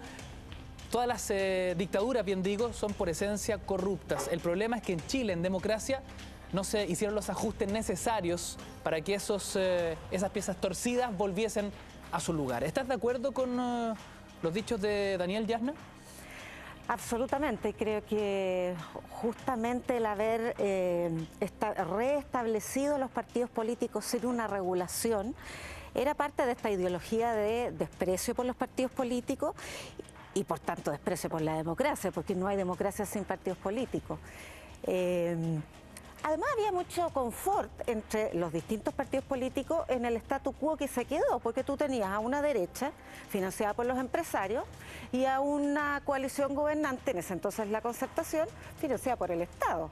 La cantidad de gastos reservados que había en esa época y de data muy antigua, esto es una tradición en el Estado de Chile y en todos los estados, así, esto tiene que ver con el desarrollo de la democracia. Era enorme y con eso entonces allí donde la derecha obtenía recursos de sí misma en realidad, porque siempre hubo una relación muy imbricada entre la derecha política y la derecha económica, y buena parte de los políticos de ese sector venían de grandes fortunas y hasta el día de hoy tienen grandes fortunas, por lo tanto no necesitan regular este financiamiento dejado al libre mercado como si lo necesitan otros partidos que tienen otro origen socioeconómico o por lo menos son un poco más pluriclasistas.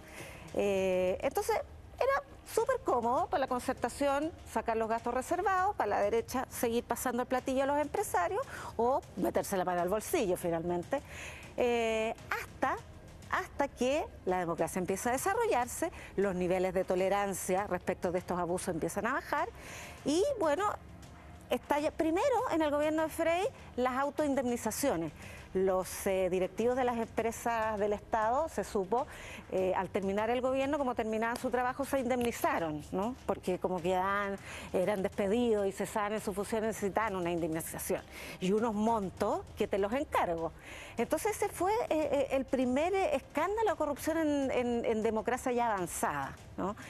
Después, por supuesto, de los desmalezamientos que tú bien recordabas. Y entonces, ¿qué se produce? Que en el gobierno de Lagos luego viene Inverlink, luego vienen los sobresueldos y, por supuesto, las coimas en las plantas de revisión técnica y, por supuesto, también lo que finalmente como que colmó ese vaso de agua que no fueron los sobresueldos, sino que el Mobgate, ¿no? El famoso Mobgate y las investigaciones que empezó a sustituirse el desfile de militares por los tribunales por el desfile de políticos y de gobierno y de ministros por los tribunales. Yo me pregunto, ¿es la ley reservada del cobre el inicio de los casos de corrupción al interior de las Fuerzas Armadas, abogado? A ver, es difícil saber, la verdad que lo que se conoce hasta el momento nuevamente es una parte mínima de la información, ¿no? Estamos hablando de casos de corrupción, lo que se ha sabido como el Milico Gate, ¿no? Relacionado con el pago de determinadas comisiones irregulares por la compraventa de pertrechos, ¿no?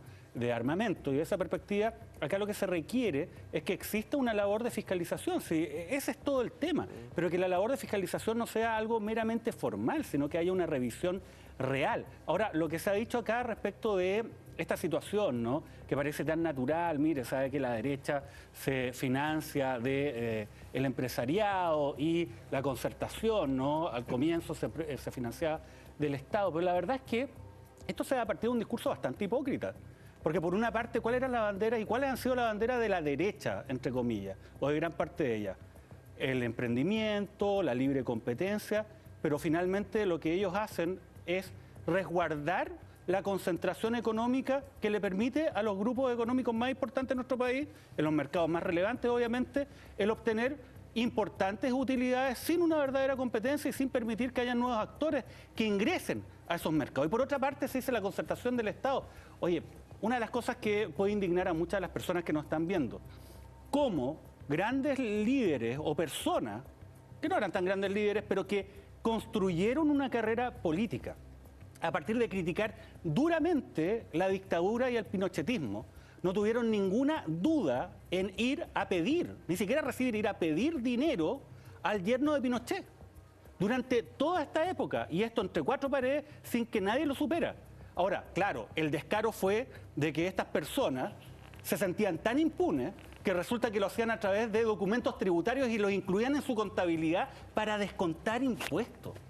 Y así lo descubrimos. Entonces, finalmente, insisto, acá lo que muchas de las personas critican, y con justa razón de la opinión pública, es el nivel de hipocresía que existe en los dos sectores, quienes dicen defender cosas que finalmente no defienden a cambio de venderse muy barato. Abogado, porque usted nos decía hace algunos minutos que esto, lo que Chile ya sabe, es recién la punta del iceberg. Bueno, obviamente acá no solamente SQM, Penta y Corpesca han sido grupos económicos que han colocado dinero sobre la mesa. Eso parece ser evidente. Por eso es que nos llama tanto la atención que se diga, mire, ¿sabe qué? Vamos a acotar las investigaciones. No, acá no hay nada que acotar. Acá lo que debe ocurrir es lo que ocurre en una democracia o en un Estado de Derecho en forma. Que las instituciones cumplan con la labor que corresponde. El Ministerio Público está, por mandato constitucional, diseñado y tiene la prerrogativa y el deber de investigar hechos constitutivos de delito sin ningún tipo de consideración. El Servicio de Impuestos Internos debiese también ocupar criterios que sean realmente uniformes, porque resulta que cuando esto era Penta, claro, llovían las querellas, pero cuando se abre esta caja de Pandora de SQM, que involucra a personeros de todas las coaliciones, incluida aquella que nombra como cargo de confianza al director de ese servicio, entonces ahí lo único que escuchamos son excusas. Si el espectáculo es lamentable, ¿qué es lo que vemos hoy día? Personas a cargo de instituciones que se tiran la pelota unos a otros. El Ministerio Público dice, mire, yo no puedo hacer nada sin querella. Y el Servicio de Impuestos Internos dice, oiga, ¿sabe qué? Yo no estoy para querellarme. Y finalmente esto queda en nada. Y por otra parte está el discurso político. Por eso hay que tener también cuidado y ser precisos con lo que se señala respecto a los análisis como los que estamos hablando hoy día. La verdad es de que no se puede sostener que este es un fenómeno que es tan generalizado, que si se investiga hasta el final, entonces va a haber una crisis institucional que va a impedir la gobernabilidad. Ese es un argumento que levantan estas personas que han estado involucrados en redes de corrupción durante décadas en cargos relevantes de poder para quedar impunes. Razón de Estado y prudencia, que son palabras que se escuchan mucho en el Parlamento o en ámbitos de poder, finalmente lo que son sinónimos de impunidad. ¿Para quién? Para este grupo. También hay que ser responsable y decir que esto no es un fenómeno que abarque a todos y cada uno de los personeros políticos. Obviamente, pero que es un fenómeno que es generalizado y que la única forma de mantener la credibilidad de nuestras instituciones para darle una sustentabilidad a nuestra democracia y profundizarla es investigando hasta el final y castigando a las personas involucradas, sean quien sean. Abogado, y volviendo al tema que hablábamos justo después de la nota, ¿es la ley reservada del cobre una verdadera caja de Pandora? ¿Se fiscaliza, se revisa? ¿Qué pasa ahí? Vamos a hacer un breve alto y a la vuelta lo averiguamos en Más Cultura Verdadera. No te vayas.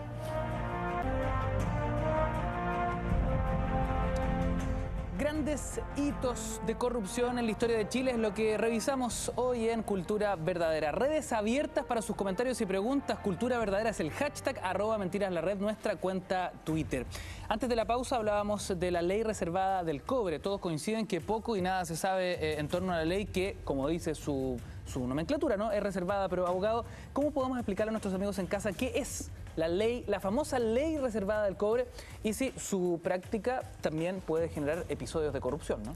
Bueno, 10% de las ventas del cobre van directamente a las Fuerzas Armadas y ellos las pueden utilizar para los efectos de gasto militar. Ventas, no utilidades. Ventas, ni siquiera utilidades. Eso es lo más escandaloso de todo esto, ¿no? Ahora, al día de hoy, la verdad es que no se justifica. Si es que alguna vez se justificó, no se decía, mire, tenemos una situación compleja, ¿no?, con nuestros vecinos, necesitamos unas Fuerzas Armadas que sean poderosas, entre comillas, pero ese discurso desde ya frágil, hoy día se diluye completamente y la verdad que no existe ninguna razón para que esto exista al día de hoy. Lo que se está planteando es que hayan presupuestos plurianuales, ¿no?, para los efectos de poder darle también algún marco de certidumbre al gasto militar. Y eso parece razonable. Lo que no parece razonable es que durante años varios gobiernos dicen, oye, pero esto es lo que hay que hacer, es tan lógico. Bueno, resulta que la modificación de la ley reservada hasta el día de hoy no llega. Y siendo una ley reservada, obviamente la ciudadanía en general no puede conocer cuáles son los detalles respecto de los gastos y si son pertinentes o no. Y obviamente ese es un marco de corrupción enorme. Estamos hablando de importantísimas sumas de dinero. Y si esto lo vinculamos además con el caso Milico Gate, que precisamente se trata de comisiones ilegales en la compra de armamento o en operaciones vinculados con gasto militar, bueno, obviamente se hace fundamental avanzar en ese sentido. Sin embargo, hasta el momento, como muchas de estas promesas, quedan nada. Además, en una característica, me voy a permitir señalar, que es bastante, digamos, típica de nuestra legislación. Ley de gasto electoral. Ley de transparencia de los actos de los funcionarios públicos. Toda esta normativa establece principios que son pulcros, ¿no?, que uno dice, oye, pero esto es una maravilla, ¿no? Aquí sí se van a obligar a nuestros funcionarios, a las personas que tienen que estar vinculadas de alguna forma con el interés público a respetar el principio de probidad. Pero uno va al capítulo final y ve las sanciones y son ridículas. Ley de gasto electoral, multas.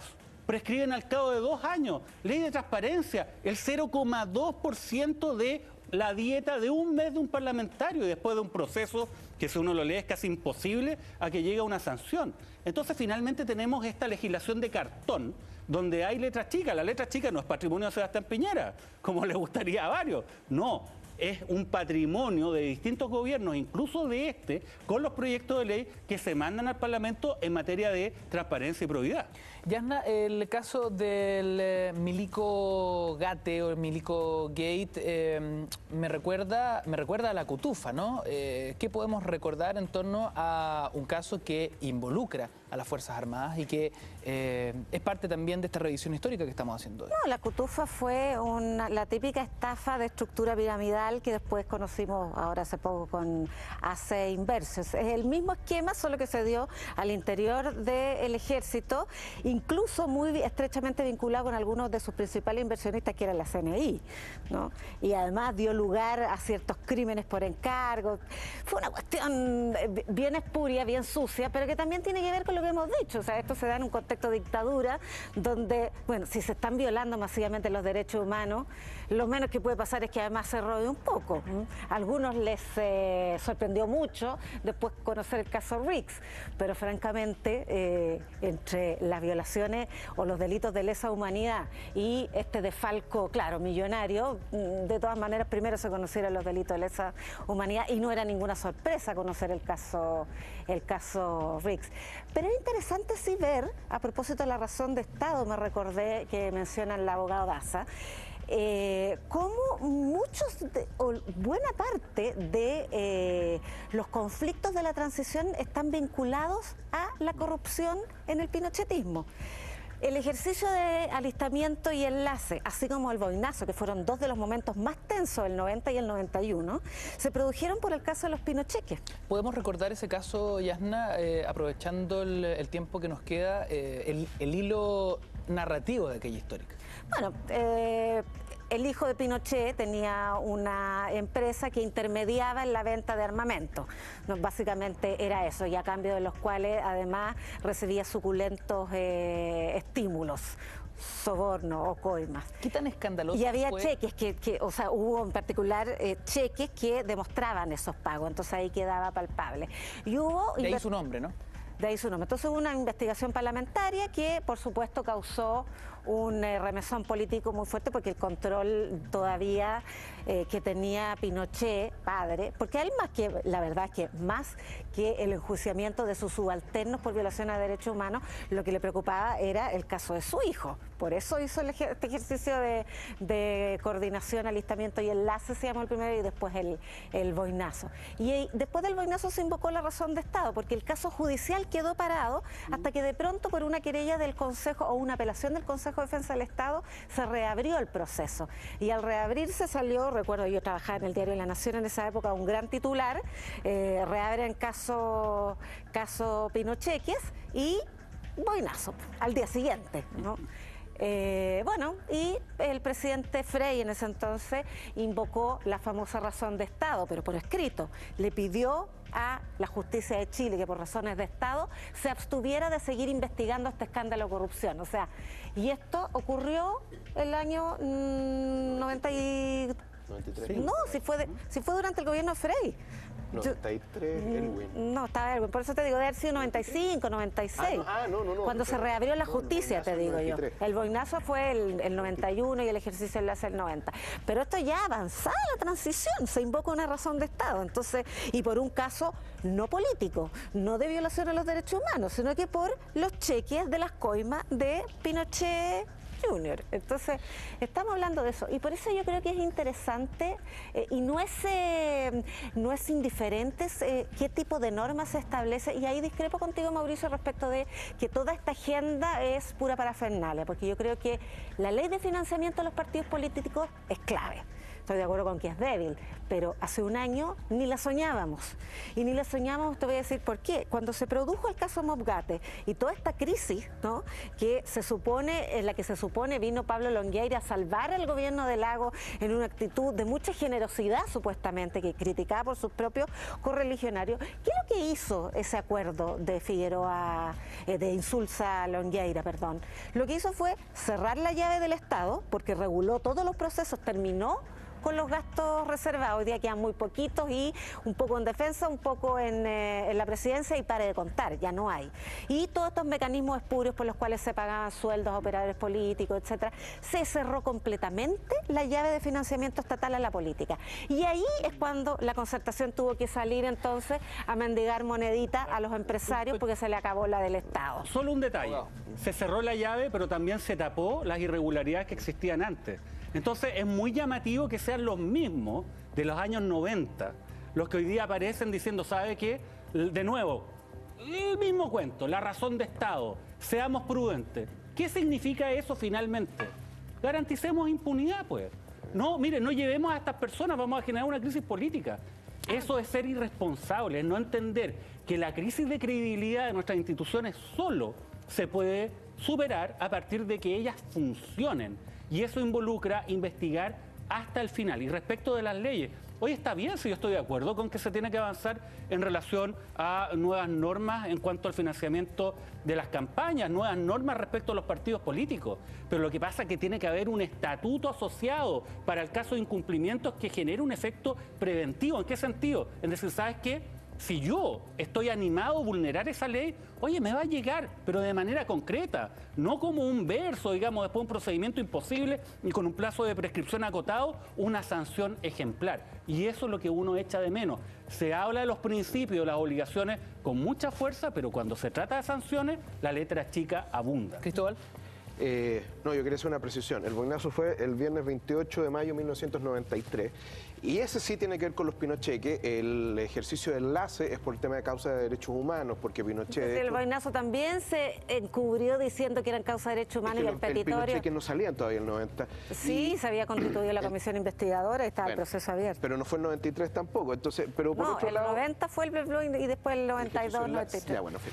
El asunto es que yo estoy de acuerdo indudablemente con Mauricio y que, claro, el problema es que la disuasión que puede generar la ley es muy poca en este caso, ¿no?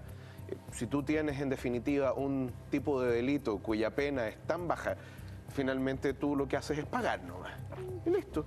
Sí, además son multas. Es un costo de la operación, es un costo de la operación, un costo hundido. Es un costo hundido, como dirían los economistas. Si es que te pillan, si es que te pillan. ¿Cuáles son las penas de cohecho, de colusión hoy en Chile, abogado? A ver, es increíble, pero la pena del cohecho simple por lo menos es igual a la que se pretende establecer respecto a la ley Mordaza, que es castigar a las personas que comunican algún antecedente que está en una investigación penal. No, son entre 61 días y 540 días de cárcel. La verdad que también ese es otro intento bastante absurdo de cómo la política trata de reaccionar frente a esto. Oiga, ¿sabe qué? Tapémoslo, como sea, y hagámosle una promesa, además de sanción criminal, a estas personas si es que ponen al tapete de la opinión pública estos casos. Fíjate, la pena asignada es superior a la pena establecida en el Código Penal para, por ejemplo, la distribución de armamento ilegal, es superior a la pena de violación de morada violenta, es superior a los arrestos ilegales, es superior a los abusos de particulares que pueden ser cometidos por empleados públicos. La pena establecida para evitar de que se conozcan los casos judiciales. Y permíteme decirte una cosa, sin la revelación que se han hecho en numerosos casos respecto a antecedentes de las carpetas judiciales, en la práctica no habría avanzado la investigación. Más que carpetas judiciales, carpetas investigativas. Un pequeño ejemplo. Pablo Gómez Niaga, el fiscal a cargo de SQM, en febrero de este año dijo en una entrevista al Mercurio: no existe ningún indicio para investigar a Pablo Longueira por delito de cohecho. Resulta que semanas después aparecen correos electrónicos entre Patricio Contese y Pablo Longueira. Y después tuvo que decir de que sí, mira, he abierto una investigación y la llevamos hace meses. Raro, una declaración contradictoria. Estos antecedentes estaban desde hacía mucho tiempo en la carpeta investigativa. Sin esa revelación, sin la reacción de la opinión pública, la verdad que esta investigación no habría avanzado. Abogado, nos queda muy poquito tiempo, voy a decir algo bien brutal, ¿no? Pero es una forma de ejemplificar lo que pasa hoy en Chile. Da la sensación que con esas penas, en Chile sale mucho mejor ser corrupto, desde la perspectiva del poderoso, ¿no? Porque y en la colusión es lo mismo. Finalmente las penas son muy débiles. Agenda corta antidelincuencia. Los robos se aumentan las penas hasta un extremo tal de que es equivalente o incluso superior al matar a una persona. Sale penalmente mejor el matar a una víctima que robarle, por ejemplo, una bicicleta con violencia en la calle. Pero oye, las penas de corrupción o de cohecho se mantienen en los rangos bajos. Entonces, me gustaría escuchar... Las multas de los casos de corrupción. Pero ¿por qué no escuchamos a las mismas personas que rasgan vestiduras hoy día respecto a la agenda corta antidelincuencia, respecto del control de identidad, hablando, ¿sabe qué? Vamos a aumentar sustantivamente las penas para el cohecho, para el fraude al fisco? Eso no se escucha. Queridos amigos, con esta reflexión empezamos a despedir nuestro capítulo de hoy. Muy interesante Cultura Verdadera. Puedes buscarlo desde ya en nuestras redes sociales, en nuestra cuenta Twitter, @mentiras_la_red. Están extractos completitos de lo que se ha discutido desde la perspectiva histórica y el análisis actual, desde el periodismo, desde las leyes. Muy interesante el capítulo de hoy. Gracias por sus comentarios también en nuestras redes sociales. Ya son prácticamente las 12 de la noche. Damos el pase a nuestros amigos de Así Somos. Nosotros nos reencontramos mañana a las 10:30 para abrir una nueva semana de Mentiras Verdaderas. Cuídense mucho, será hasta la próxima.